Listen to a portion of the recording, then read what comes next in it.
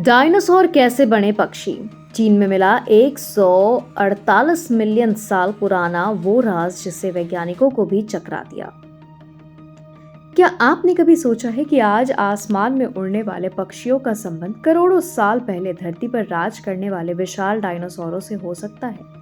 हाल ही में चीन में मिले लगभग 14.8 करोड़ साल पुराने जीवाश्म ने इस सवाल का एक ऐसा जवाब दिया जिसने वैज्ञानिकों को भी हैरान कर दिया।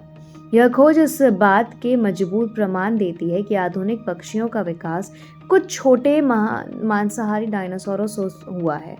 चीन के फुजियान प्रांत में वैज्ञानिकों को यह बेहद दुर्लभ जीवाश्म मिला, जो उस दौर का है जब डायनासोर धीरे धीरे पक्षियों में विकसित हो रहे थे।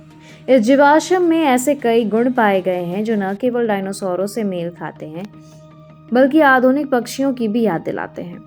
इसके शरीर पर पंखों से स्पष्ट संकेत, हल्की हड्डियां और लंबी टांगें इस विकास यात्रा की अहम कड़ी मानी जा रही है।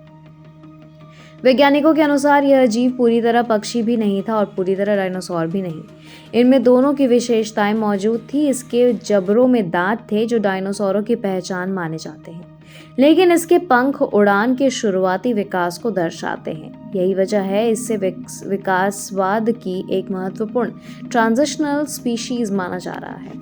इस खोज से यह भी पता चलता है कि शुरुआती पक्षी पहले जमीन पर तेज दौड़ने वाले जीव थे। समय के साथ उनके आगे के पैर पंखों में बदलते गए और शरीर हल्का होता गया, जिससे उड़ान संभव हुई। वैज्ञानिकों का मानना है कि उड़ने की क्षमता एक ही बार में नहीं आई, बल्कि लाखों वर्षों में छोटे छोटे बदलावों के कारण विकसित हुई।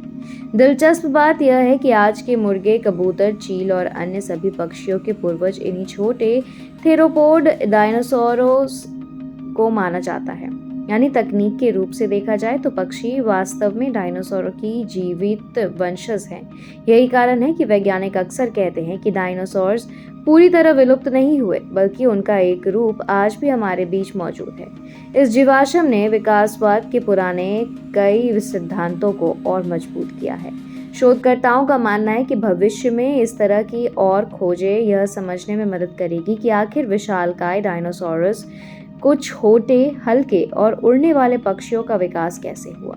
कुल मिलाकर चीन में मिला 148 मिलियन साल पुराना यह जीवाश्म केवल एक पुरानी हड्डी नहीं, बल्कि धरती पर जीवन के विकास की उस रोमांचक कहानी का महत्वपूर्ण अध्याय है, जिसने यह साबित करने की दिशा में एक और बड़ा कदम बढ़ाया है और आज आसमान में उड़ने वाले पक्षी कभी डायनासोरों की दुनिया का हिस्सा थे।